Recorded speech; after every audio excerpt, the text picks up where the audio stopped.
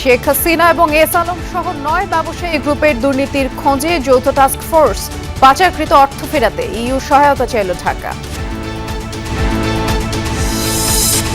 ইলিয়াস আলী সহ ২,০০০-এর বেশি নেতাকর্মী গুম খুনের অভিযোগ নিয়ে ট্রাইব্যুনালে বিএনপি। দেশ বাঁচাতে ঐক্যের তাগিদ মির্জা ফখরুলের। এখন যেটা শুরু হয়েছে এটাকে আমি মনে করি এতটুকু সুস্থ ব্যাপার না, অসুস্থ একটা প্রতিযোগিতা শুরু হয়েছে ক্ষমতায় টিকে থাকবার জন্য। ১৫ জানুয়ারি হচ্ছে না জুলাই ঘোষণাপত্র, সব পক্ষের সাথে আলোচনা করে আগামী সপ্তাহে জানানো হবে তারিখ। ৭২-এর সংবিধান বিষয়ে সিদ্ধান্ত ঐক্যমতের উপর। বিডিআরের চাকরিচ্যুতদের আজও বিক্ষোভ, শাহবাগ মোড় অবরোধে ভোগান্তি। অস্থায়ী আদালতের পুড়ে যাওয়া এজলাস, পরিদর্শন বিচারকের। ৪৩ বিসিএসে বাদ পড়া অধিকাংশই চাকরিতে যোগ দেবেন ১৫ জানুয়ারি, জানালেন জনপ্রশাসন সচিব। সরকারি কর্মচারীদের জন্য দ্রুতই মহার্ঘ ভাতা। হজ যাত্রী পাঠাতে এজেন্সি কোটা ৫০০ জনে পুনর্বহাল চায় হাব। সৌদির নিয়ম মেনে কয়েকজন মিলেও পাঠানো যাবে ১,০০০ জন, জানালেন উপদেষ্টা।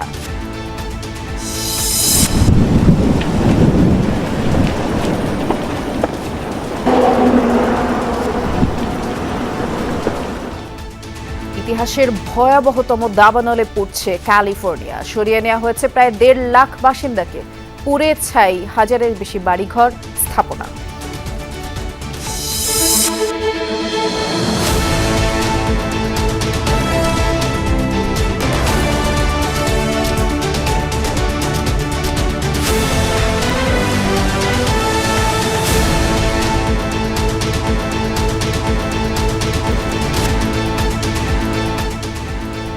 শুভেচ্ছা, সবাইকে আমন্ত্রণ জানাচ্ছি সন্ধ্যার বাংলাদেশে। নুসরাত বৃষ্টির সাথে আছি।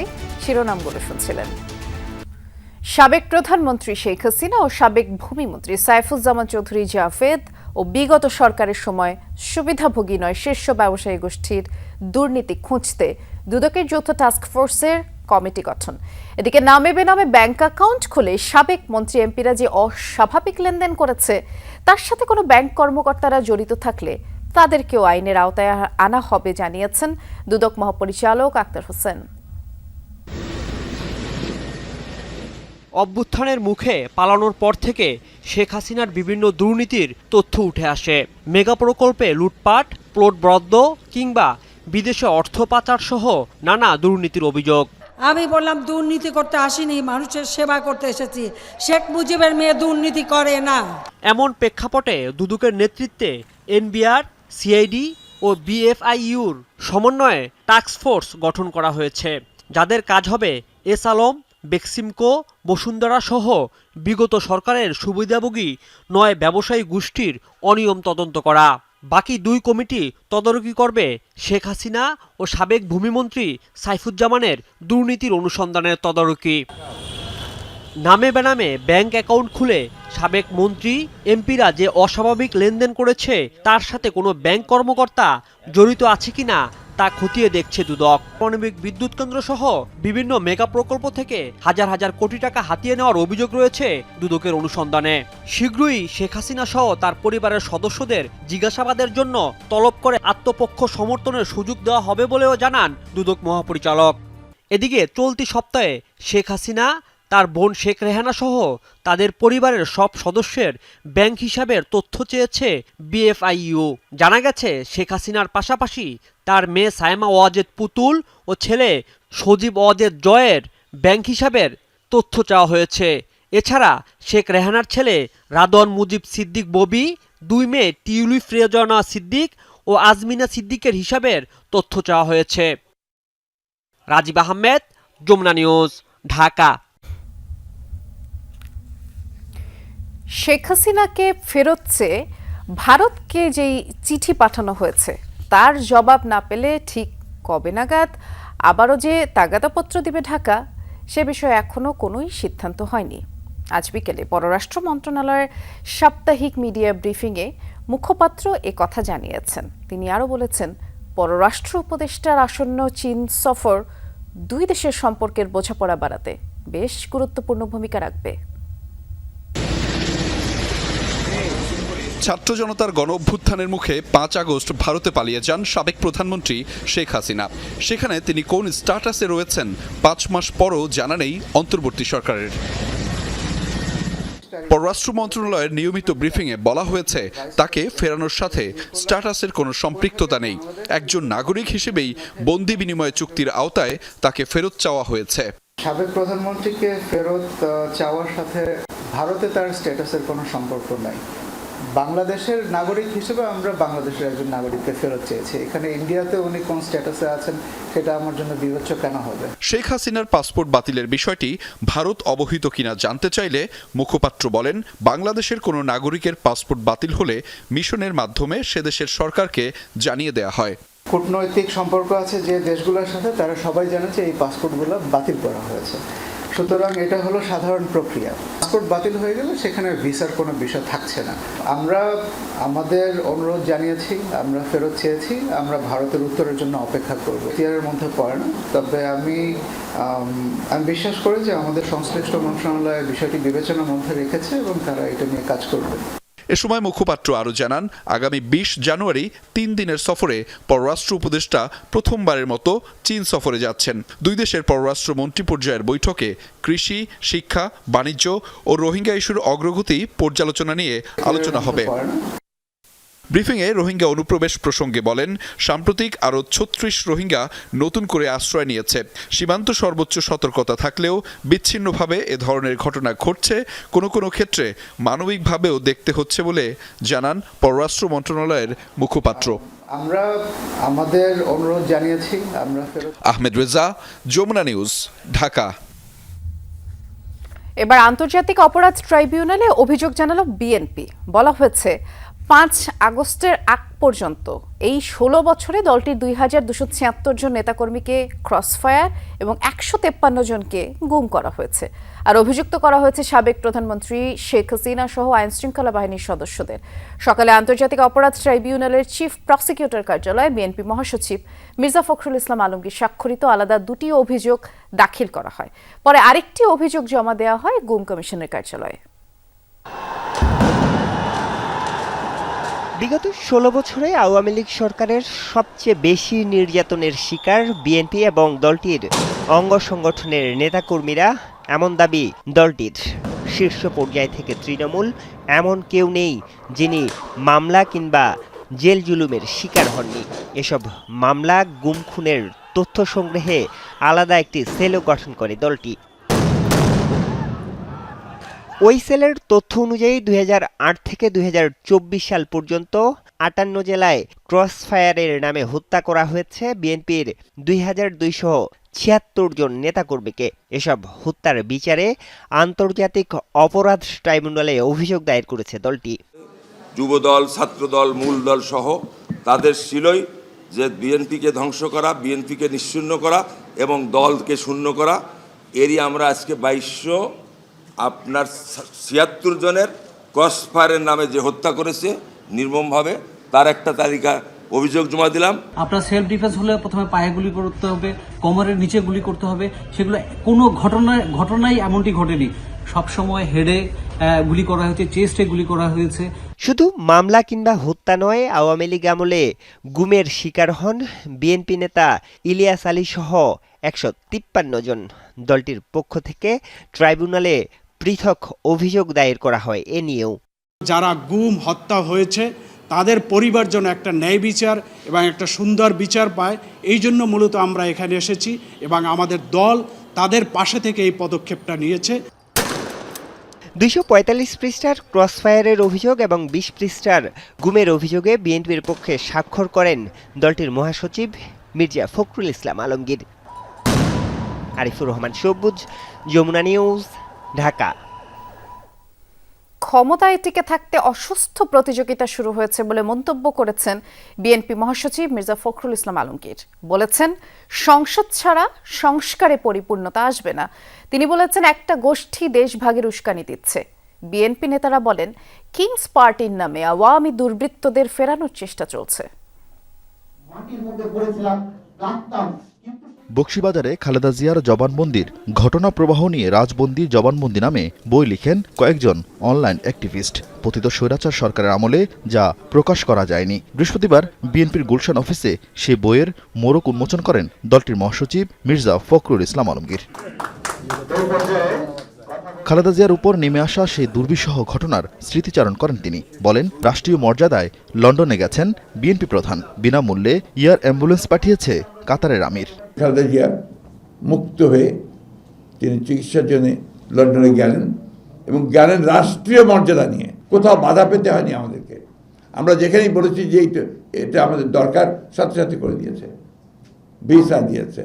ম্যাডামকে নিয়ে যাওয়ার জন্য কাতারের আমিরের প্রতি আমি আমার কৃতজ্ঞতা জানাচ্ছি যে তারা একেবারেই কোনো পারিশ্রমিক না, অর্থাৎ যেটাকে আমরা বলি রেন্ট না নিয়ে তারা এই অ্যাম্বুলেন্সটি দিয়েছেন। মির্জা ফখরুল কথা বলেন ফ্যাসিবাদ বিরোধী আন্দোলনে থাকা রাজনৈতিক দলগুলোর বিভক্তি নিয়ে। কি দুর্ভাগ্য যে এখন যেটা শুরু হয়েছে এ থেকে আমি মনে করি এতটুকু সুস্থ ব্যাপার না, অসুস্থ একটা প্রতিযোগিতা শুরু হয়েছে ক্ষমতায় টিকে থাকবার জন্য।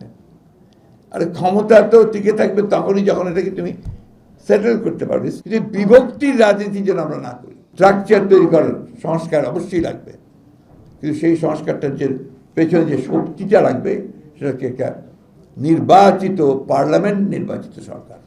এদিকে জাতীয় প্রেস ক্লাবে মুক্তিযোদ্ধা দলের এক অনুষ্ঠানে জামাত শিবিরকে ধর্ম ব্যবসায়ী আখ্যায়িত করে স্লোগান দেন আগতরা। ফেস্টুনে তুলে ধরেন জামাত শিবির বিরোধী অবস্থান। অনুষ্ঠানে বিএনপি নেতা হাফিজউদ্দিন আহমদ বলেন, শেখ হাসিনা পলায়নের মাধ্যমে দেশের ৮০% সংস্কার হয়েছে, বাকি শুধু নির্বাচন প্রক্রিয়া। শতকরা ৮০% সংস্কার ইতিমধ্যে করা হয়েছে শেখ হাসিনার পলায়নের মাধ্যমে। তথাকথিত নেত্রী দেশ ত্যাগ করার সাথে সাথে এখন আর সংস্কারের খুব বেশি প্রয়োজন নাই। প্রয়োজন হলো নির্বাচনী ব্যবস্থার কিছু সংস্কার। বিকেলে দীর্ঘদিন পর দেশে ফেরা যুক্তরাজ্য স্বেচ্ছাসেবক দল সভাপতি নাসির আহমেদ শাহিনকে নিয়ে জিয়া রহমানের সমাধিতে পুষ্পস্তবক অর্পণ করেন বিএনপির যুগ্ম মহাসচিব এমরান সালে প্রিন্স। আরিফিন শাকিল, যমুনা নিউজ, ঢাকা। জুলাই অভ্যুত্থানের ঘোষণাপত্র প্রকাশে কিছুটা দেরি হতে পারে বলে জানিয়েছেন অন্তর্বর্তী সরকারের উপদেষ্টা মাহফুজ আলম। এক সংবাদ সম্মেলনে তিনি বলেছেন, সব পক্ষের সাথে আলোচনা করে আগামী সপ্তাহে ঘোষণাপত্র প্রকাশের তারিখ জানানো হবে। ৭২ সংবিধানের বিষয়ে সিদ্ধান্ত সবার ঐকমত্যের ভিত্তিতে হবে বলেও জানিয়েছেন তিনি। আমাদের এই জুলাই গণঅভ্যুত্থানের ঘোষণাপত্র জারি করতে হবে। 15 জানুয়ারির মধ্যে দিতে হবে জুলাই ঘোষণাপত্রের ঘোষণা। 31 ডিসেম্বরের কেন্দ্রীয় শহীদ মিনারের মার্চ ফর ইউনিটি থেকে এই আলটিমেটাম দিয়েছিল বৈষম্য বিরোধী ছাত্র আন্দোলন ও জাতীয় নাগরিক কমিটি। ঘোষণাপত্রের 7 দফা প্রস্তাবনা নিয়ে এখন জনসংযোগের মাঠে ছাত্র নেতারা। চলছে বিভিন্ন জেলায় লিফলেট বিতরণ আর সমাবেশ। 11 জানুয়ারি পর্যন্ত তা চলবে। এরই মধ্যে অন্তর্বর্তী সরকারের উপদেষ্টা মাহফুজ আলম জানালেন, ঘোষণাপত্র নিয়ে সব পক্ষের সাথে আলোচনা শেষে জানানো হবে আসছে সপ্তাহে। শিক্ষার্থীদের দাবি 15 জানুয়ারি ছিল, কিন্তু সরকার যে জায়গাটি চাচ্ছে যে সবার সাথে যেহেতু কথা বলতে হবে, সরকার হয়তো কিছু সময় বৃদ্ধি হতে পারে, কিন্তু এটা দেরি হবে না, খুব বেশি দেরি হবে না। হয়তো তাদের সময়সীমার কয়েকদিনের মধ্যেই এটা হয়ে যাবে এবং এটা আমরা আশা করি যে এটা যদি ওয়াইডার কনসালটেশনের ভিতরে 15 জানুয়ারি হয়, 15 জানুয়ারি হতে পারে। ৭২ সংবিধান বাতিল করা হবে কি না এ প্রশ্নে মাহফুজ আলম বলেন, সবার ঐকমত্যের ভিত্তিতে সংবিধান নিয়ে সিদ্ধান্ত হবে। শিক্ষার্থীদের দিক থেকে একটা দাবি আছে, ৭২ সংবিধান এটা আগে থেকে ক্রিটিক্যালি দেখছেন। ৭২ সংবিধান যখন প্রণীত হয়েছে তখন থেকে এটা বিভিন্ন রাজনৈতিক দল এটা ক্রিটিক্যালি দেখেছে। এই ঐকমত্যের জায়গাতে যদি আমরা পৌঁছাতে পারি সংবিধানের ব্যাপারে, সংবিধানকে কি করব, আমরা কি করতে চাচ্ছি, এটা প্রস্তাবনা আছে শিক্ষার্থীদের দিক থেকে, অন্যান্য রাজনৈতিক দল থেকে হয়তো এটার বিরোধিতা আছে। যেসব বিষয়ে কন্টেনশাস পয়েন্ট আছে সেসব বিষয়গুলো আমরা আলোচনা করে আমরা এটাকে লিপিবদ্ধ করব। মাহফুজ আলম বলেন, জাতীয় নির্বাচনের তারিখ সংস্কার সাপেক্ষে নির্ধারণ করা হবে। সংস্কার কমিশনের প্রতিবেদন পাওয়ার পর রাজনৈতিক দলগুলো ঠিক করবে কতটা সংস্কার করা হবে, তারপরই ভোটের তারিখ। রাজনৈতিক দলগুলো ঠিক করবে যে কতটা সংস্কার আমরা করতে চাই এই রাষ্ট্রের। ওই সংস্কার যদি মধ্যমেয়াদী হয়, দীর্ঘমেয়াদী হয়, স্বল্পমেয়াদী হয় বা কী ধরনের সংস্কার, এটা যদি ঠিক হয়, ওই সংস্কারের মেয়াদ অথবা পরিধির ভিত্তিতে আমি মনে করি নির্বাচনের ডেট ঠিক হবে। এ সময় প্রধান উপদেষ্টার প্রেস সচিব শফিকুল আলম জানান, ফেব্রুয়ারির মধ্যে সব শিক্ষার্থীর হাতে পাঠ্য বই পৌঁছে যাবে। ক্যাবিনেটে বলা হয়েছে যে পাঠ্যপুস্তক আগামী মাসের মধ্যে সবাই হাতে পাবেন, সবার হাতে। তানভীর মৌসুম, যমুনা নিউজ, ঢাকা। কোনো দল, গোষ্ঠী বা ব্যক্তিকে সহযোগিতার জন্য মাঠে নামেনি নির্বাচন কমিশন লক্ষ্য সুষ্ঠু নির্বাচনে কথা জানিয়েছেন সিএসি AMM নাসির উদ্দিন। বিকেলে মৌলভীবাজারের ভোটার নিবন্ধন প্রক্রিয়ায় চ্যালেঞ্জ ও উত্তরণের উপায় বিষয়ক দিনব্যাপী কর্মশালার উদ্বোধন করে বলেছেন, নির্বাচন কমিশনের অন্তরে কোনো দ্বিধাদ্বন্দ্ব নেই। বাড়ি বাড়ি ভোটার নিবন্ধনের বড় উদ্দেশ্যই মানুষকে সচেতন করা, আর ভোটারদের তারা বার্তা দেবেন এবার আর আগের মতো ভোট হবে না। সুষ্ঠু, সুন্দর, গ্রহণযোগ্য নির্বাচন দিতে চাই। এই ব্যাপারে আমাদের কোনো অন্তরের মধ্যে কোনো দ্বিধাদ্বন্দ্ব নাই। আমরা সর্বতোভাবে চেষ্টা করে যাচ্ছি এটার জন্য। আমাদের লক্ষ্য একটাই। বিডিআর হত্যাকাণ্ডের বিচার, বিদ্রোহের ঘটনায় কারাগারে থাকাদের মুক্তি ও চাকরিচ্যুতদের পুনর্বহালের দাবিতে শাহবাগের পর আবারও কেন্দ্রীয় শহীদ মিনারে অবস্থান কর্মসূচি স্থগিত করেছেন আন্দোলনরতরা। দাবি আদায় শুক্র শনিবার নিজ নিজ এলাকায় তারা গণসংযোগও করবেন। রোববার সকল জেলায় প্রেস ক্লাবের সামনে মানববন্ধন হবে। এর আগে দুপুর 1টার দিকে কেন্দ্রীয় শহীদ মিনার থেকে শাহবাগ অভিমুখে যাত্রা করে সাবেক বিডিআর সদস্য ও তাদের পরিবার, আর দুপুরে তাদের কর্মসূচিতে সংহতি জানায় বৈষম্যবিরোধী ছাত্র আন্দোলন। শহীদ মিনারে এক সংবাদ সম্মেলনে সমন্বয়ক মাহিন সরকার বলেছেন, বিডিআর হত্যাকাণ্ডে বিচারের নামে টালবাহানা করা হলে কঠোর কর্মসূচি ঘোষণা দেওয়া হবে। বুধবার রাতভর অবস্থান, বৃহস্পতিবার সকালেও শহীদ মিনারে জড়ো হতে থাকেন চাকরিচ্যুত বিডিআর সদস্য ও কারাবন্দীদের স্বজনরা। ন্যায় বিচারের দাবিতে চলে নানা স্লোগান। আমাদের রাস্তা রাস্তায় কাজ আছে। পিলখানা হত্যাকাণ্ড তো পরিকল্পিতভাবে হত্যাকাণ্ড সংঘটিত হয়েছিল, সেটা বিগত সরকারের এবং দেশি বিদেশি চক্রান্তের একটা ষড়যন্ত্র ছিল। যদি আমাদের আরো একটি অভ্যুত্থান করতে হয়, ওই বিচার ব্যবস্থা আমরা সংস্কার করে আমরা এই মামলাগুলোকে নিষ্পত্তি করে ছাড়বো ইনশাআল্লাহ। দুপুরের দিকে শহীদ মিনারে আসেন বৈষম্য বিরোধী ছাত্র আন্দোলনের অন্যতম সমন্বয়ক মাহিন সরকার। সংহতি জানিয়ে শাহবাগ অভিমুখে পদযাত্রার কর্মসূচি ঘোষণা করেন তিনি। বিগত 16 বছর তারা মানবেতর জীবনযাপন করেছে। তাদের সন্তানাদি নাতিপুতি রাষ্ট্রীয় বিভিন্ন সুযোগ সুবিধা থেকে বিভিন্ন সময় বঞ্চিত হয়েছে। বেলা ঠিক 1টার সময় শুরু হয় পদযাত্রা। ঢাকা বিশ্ববিদ্যালয়ের টিএসসি পার হয়ে শাহবাগ থানা পর্যন্ত এসে পুলিশি বাধার মুখে পড়েন আন্দোলনকারীরা।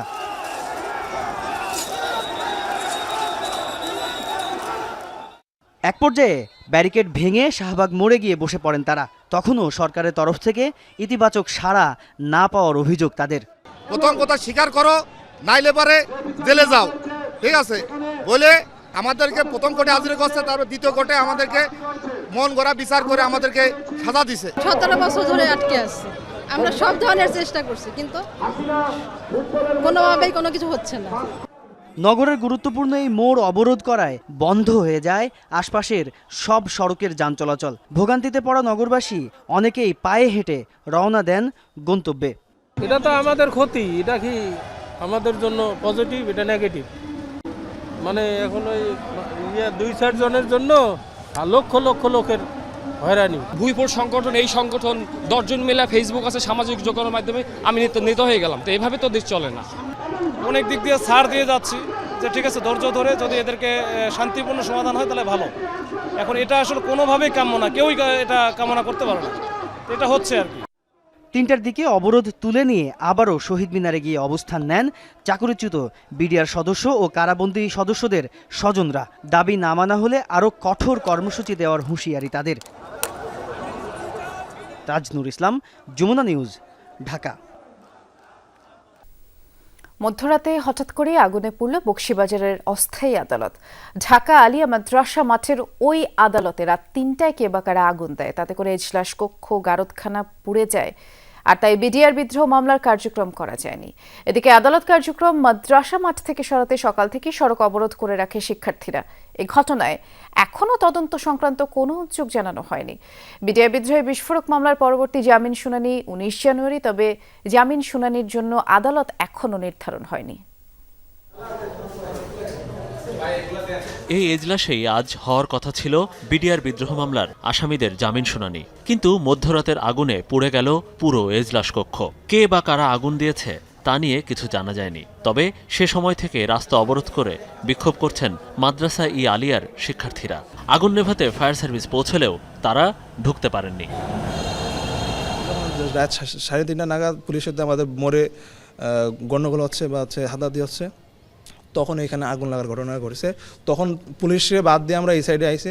এই সাইডে আসার পরে দেখি যখন আগুনটা একেবারে আমাদের নিয়ন্ত্রণের বাইরে চলে গেছে, তার পরপরই ফায়ার সার্ভিস এসেছে। ভিতরে আমরা প্রবেশ করতে পারি নাই, তার জন্য আমরা আসলে তেমন কিছু করতে পারি নাই, কারণ ভিতরে ঢুকতে না পারলে তো আমরা আগুনটা নিভাইতে পারি না। বৃহস্পতিবার সকাল থেকে বকশীবাজার সড়ক অবরোধ করে রাখে আলিয়া মাদ্রাসার শিক্ষার্থীরা। মাদ্রাসা মাঠ থেকে অস্থায়ী আদালত সরানোর দাবি না মানা পর্যন্ত আন্দোলন চালানোর ঘোষণা তাদের। আমরা চাই এই আলিয়া মাদ্রাসার জায়গা আলিয়া মাদ্রাসাকে বুঝিয়ে দেওয়া হোক। ওরা 6 মাসের জন্য আমাদের থেকে অস্থায়ীভাবে এই জায়গাটা নিচে তাবু দিয়ে এখানে ওরা বিচার কার্য পরিচালনা করতো।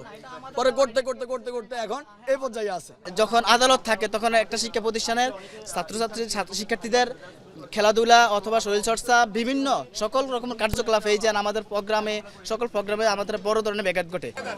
এই পরিস্থিতির মধ্যে সকাল 11টার দিকে অস্থায়ী আদালত পরিদর্শনে যান মামলা পরিচালনাকারী বিচারক, রাষ্ট্রপক্ষের আইনজীবী ও আসামিপক্ষের আইনজীবী। এখানে বিচারিক কার্যক্রম পরিচালনা যে একদম অসম্ভব সে অভিমত ব্যক্ত করেন সবাই। আসামিপক্ষের আইনজীবীর সন্দেহ এটা বন্দীদের কারাজীবন দীর্ঘায়িত করার ষড়যন্ত্র। শুনে অবাক হবেন যে বিডিআর সদস্যদের যারা বিবাহিত ছিলেন একজনেরও বউ এখন আর তাদের সাথে নেই, তাদেরকে ছেড়ে চলে গেছে, অথচ তারা কোনো অন্যায় করেন নেই। এমনও হয়েছে যারা এই স্টেশনে ছিলেন না, দরবার হলে ছিলেন না, তারা ভিন্ন জায়গায় ছিলেন। যেহেতু তারা সাক্ষী দিতে রাজি হয় নাই, তাদেরকে জোর করে ধরে এনে আসামি করা হয়েছে। পরিদর্শন শেষে বিচারকের সিদ্ধান্ত জানান রাষ্ট্রপক্ষের আইনজীবী। চিফ প্রসিকিউটর জানান, পরিবেশ না থাকায় আলিয়া মাদ্রাসার মাঠের অস্থায়ী আদালতে হচ্ছে না শুনানি। পরবর্তী দিন ও স্থান নিয়ে আলোচনা চলছে। আজকের এই প্রেক্ষাপটে নিঃসন্দেহে এখানে আদালত পরিচালনা করার মতো কোনো প্রেক্ষাপট নাই। এটা উনি অবহিত হলেন, একমত হলেন। আর পরবর্তী তারিখটা কবে হবে আমরা এখান থেকে যাওয়ার পরে আসামি পক্ষের আইনজীবী এবং সরকার পক্ষের আইনজীবী সহ আমরা ওনার সাথে কথা বলবো। উনি আমাদেরকে ইনভাইট করে গেছেন। এই মামলার বিচার কার্য পরিচালনার জন্য নাজিমউদ্দিন রোডের পুরনো জেলখানা ও নারী কারাগার সহ কেরানীগঞ্জের ঢাকা কেন্দ্রীয় কারাগারের নামও প্রস্তাবনায় রয়েছে। মনিরুল ইসলাম, যমুনা নিউজ, ঢাকা। গোয়েন্দা রিপোর্টে 43 বিসিএস এর বাদ পড়া বেশিরভাগই চাকরিতে যোগ দিতে পারবেন, কিন্তু প্রক্রিয়া শেষে শিগগিরই তাদের যোগদানের ব্যবস্থা করা হবে বলে জানিয়েছেন জনপ্রশাসন সচিব। আর এ নিয়ে তার সাথে দেখা করার পর গণ অধিকার পরিষদের সভাপতি নুরুল হক নূর বলেছেন, যারা ভুল গোয়েন্দা রিপোর্ট দিয়েছেন তাদের বিরুদ্ধে ব্যবস্থা নিতে হবে। অন্যদিকে সচিব জানিয়েছেন, দ্রুতই মহার্ঘ ভাতা পাবেন সরকারি কর্মকর্তা কর্মচারীরা। ক্ষমতাচ্যুত আওয়ামী লীগ সরকারের আমলে 43 বিসিএস পরীক্ষায় উত্তীর্ণ হয়েছিলেন 2163 জন। এর মধ্যে স্বাস্থ্য পরীক্ষায় অনুপস্থিত থাকায় বাদ পড়েন 40 জন। কিন্তু সরকার পরিবর্তনের পর নতুন করে গোয়েন্দা রিপোর্টের ভিত্তিতে বাদ দেওয়া হয় আরও 227 জনকে। এ নিয়ে ব্যাপক সমালোচনা হয়। সচিবালয়ের সামনে অবস্থানও নেন বাদ পড়া বিসিএস উত্তীর্ণরা। এ বিষয়ে সচিবের সাথে সাক্ষাৎ শেষে কথা বলেন গণ অধিকার পরিষদের সভাপতি। অভিযোগ করেন, গোয়েন্দা রিপোর্ট ত্রুটিপূর্ণ, আন্দোলনে অংশ নেয়া অনেককেও বাদ দেওয়া হয়েছে। অযোগ্য লোককে দিয়ে ইনভেস্টিগেশন করা হয় একটা ভুল আসলে তথ্যের কারণে অনেক শিক্ষার্থী একটা হয়রানির মধ্যে আছে। তাদেরকে বিসিএসে যোগদান না, যারা এই ভুল প্রক্রিয়ার সাথে জড়িত ছিল তাদেরও একটা দৃষ্টান্তমূলক শাস্তি হওয়া উচিত। কারণ তারা কেন দায়িত্ব অবহেলা করলো। এর আগে বাদ পড়াদের রিপোর্ট নিয়ে গোয়েন্দা কর্মকর্তাদের সাথে মন্ত্রণালয়ে বৈঠক করেন জনপ্রশাসন সচিব। জানান, পুনর্বিবেচনার আবেদন করেছেন বাদ পড়ারা। তাদের অধিকাংশই যোগ দিতে পারবেন চাকরিতে। তদন্ত এই কাজ করে আমাদের একটা পর্যায়ে আসলো। আমরা আশাবাদী এই যে 227 বললাম, এর মেজরিটি, মোর দ্যান মেজরিটি আপনারা এই যেভাবে বিজ্ঞাপন জারি হয়েছে যারা নর্মাল তাদের পক্ষেও জারি হবে।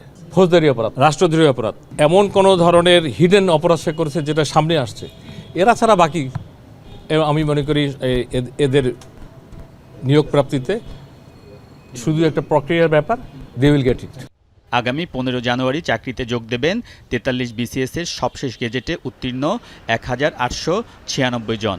জনপ্রশাসন সচিব কথা বলেন সরকারি কর্মকর্তা কর্মচারীদের মহার্ঘ ভাতা নিয়ে। মহার্ঘ ভাতাটা ভেরি রিসেন্টলি হবে, এবারে একটা যেটা ব্যতিক্রম হবে, আগে মহার্ঘ ভাতা পেনশনাররা পেতেন, এবার পেনশনাররাও মহার্ঘ ভাতা পাবে এবং একটা রিজনেবল পাবে। সচিব জানান বাস্তব পরিস্থিতি বিবেচনা করেই মহার্ঘ ভাতা নির্ধারণ করবে অর্থ মন্ত্রণালয়।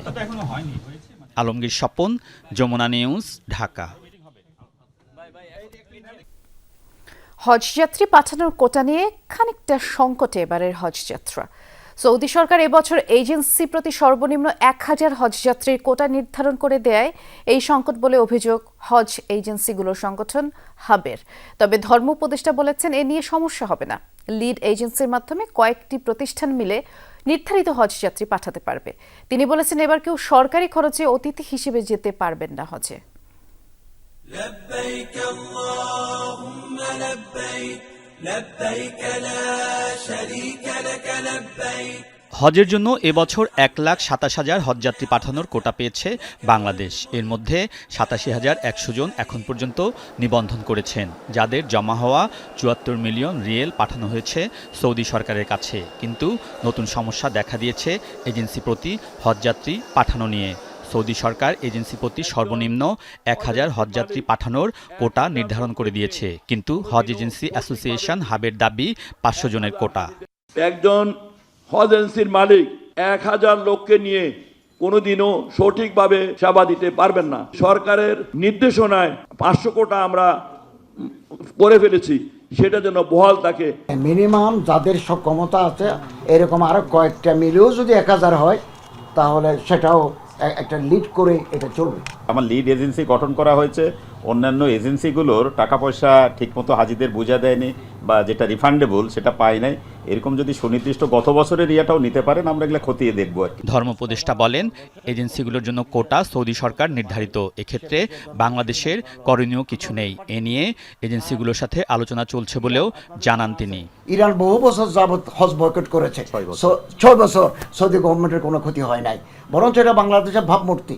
ওনারা যে দাবি জানাচ্ছেন এটা তো আমার হাতে বা আমার মন্ত্রণালয়ে থাকলে আমি 1 মিনিটে করে দিতাম।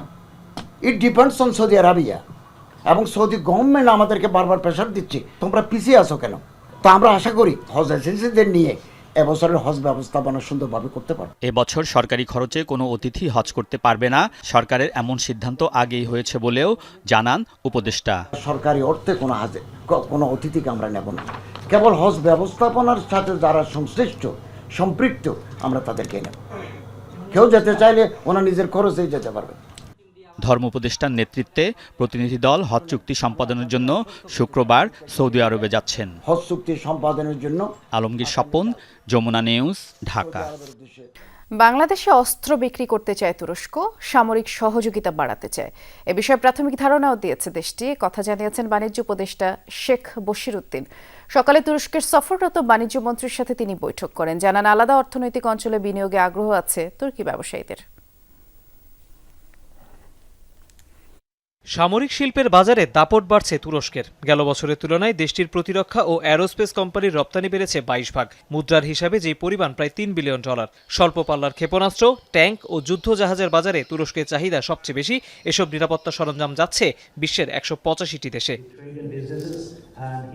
আগে থেকেই তুর্কি সমরাস্ত্রের ক্রেতা বাংলাদেশ। বৃহস্পতিবার নতুন অস্ত্র বিক্রির প্রস্তাব এলো আঙ্কারার পক্ষ থেকে। সচিবালয়ে সফররত তুরস্কের বাণিজ্যমন্ত্রী ওমর বোলাটের সাথে বাণিজ্য উপদেষ্টা শেখ বশির উদ্দিনের বৈঠকে উঠে আসে এই প্রসঙ্গ।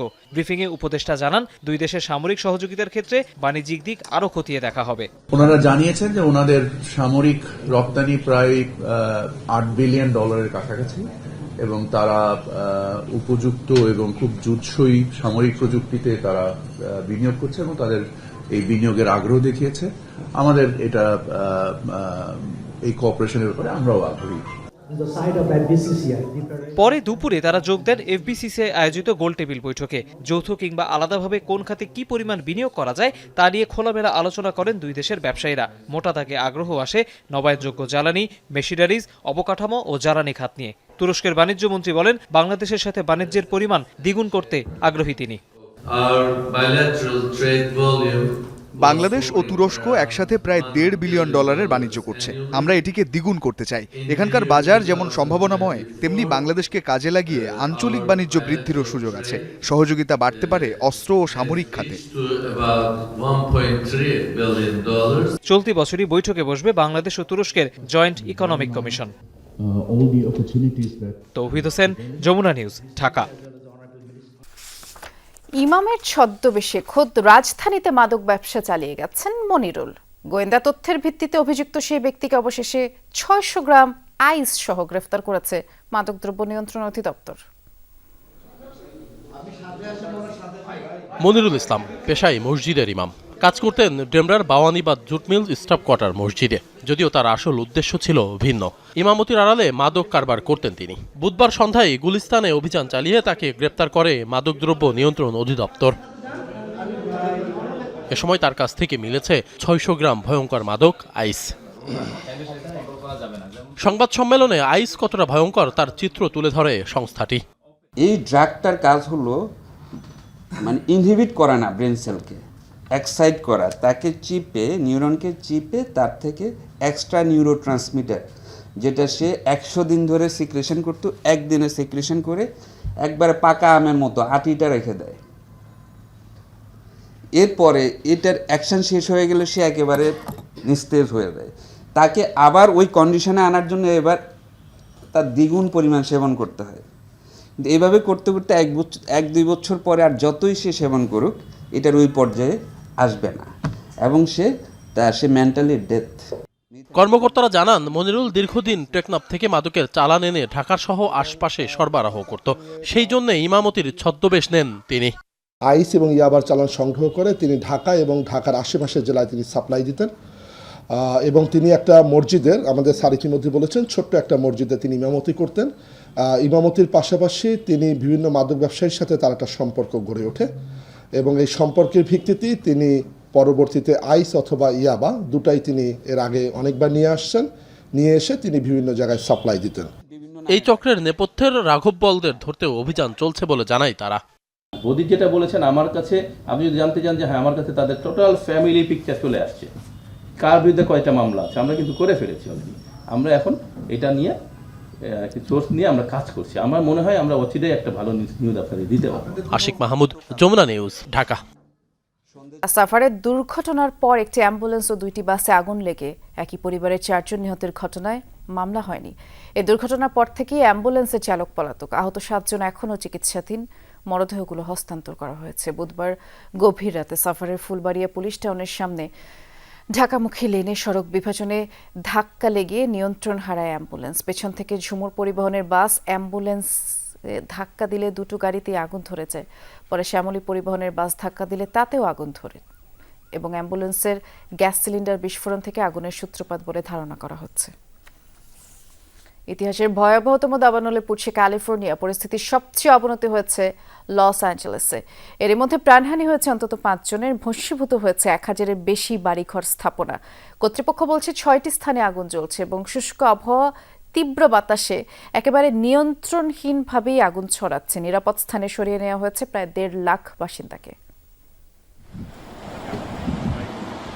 ক্যালিফোর্নিয়া জুড়ে যেন নরকের ভয়াবহতা। যত দূর চোখ যায় শুধু আগুনের লেলিহান শিখা। রূপকথার ভয়ঙ্কর দানবের মতোই যেন গ্রাস করছে একের পর এক স্থাপনা, পাহাড় আর বনাঞ্চল। কর্তৃপক্ষ বলছে গেল কয়েকদিন ধরেই আগুন ছড়িয়ে পড়েছে লস অ্যাঞ্জেলস এবং এর আশপাশের এলাকায়। বিভিন্ন স্থানে সক্রিয় আছে কমপক্ষে 6টি দাবানল, যার মধ্যে 4টি পুরোপুরি অনিয়ন্ত্রিত। তীব্র বাতাস ও শুষ্ক আবহাওয়ার কারণে ক্রমেই আরও ছড়াচ্ছে দাবানল। সবচেয়ে ভয়াবহ অবস্থা প্যাসিফিক প্যালিসেডসের। এরই মধ্যে পুড়ে গেছে অঞ্চলটির 64 বর্গ কিলোমিটার এলাকা। আগুন ছড়িয়েছে হলিউড হিলসেও। প্রাণ বাঁচাতে ছুটছেন বাসিন্দারা। তৈরি হয়েছে চরম বিশৃঙ্খলা। পুড়ে গেছে Paris Hilton, Adam ব্রডি, lighten mister সহ বহু তারকার বাড়ি। পুড়েছে ভাইস প্রেসিডেন্ট কমালা হ্যারিসের লস অ্যাঞ্জেলসের বাড়িও। কর্তৃপক্ষ বলছে যেভাবে ছড়াচ্ছে তাতে খুব দ্রুত থামানো সম্ভব হবে না আগুন। তীব্রতা এতই বেশি যে মাত্র 12 মিনিটে আগুন ছড়িয়েছে 200 একর জমিতে। পরিস্থিতি আরও খারাপ হচ্ছে। এরই মধ্যে তো অনেককে সরিয়ে নেওয়া হয়েছে নিরাপদ অঞ্চলে। রাতে আরও অনেক এলাকা খালি করার নির্দেশ আসতে পারে। সবাই প্রস্তুত থাকুন এবং নির্দেশ পেলে দ্রুত অঞ্চল পরিত্যাগ করুন।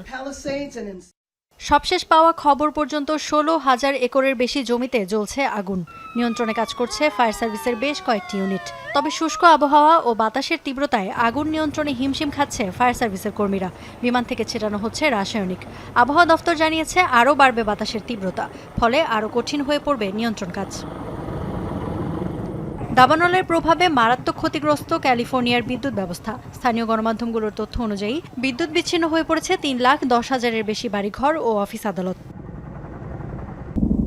ইফাতারা খন্দকার, যমুনা নিউজ। এই ছিল আজকে সন্ধ্যার বাংলাদেশের আয়োজনে। সাথে থাকার জন্য ধন্যবাদ সবাইকে।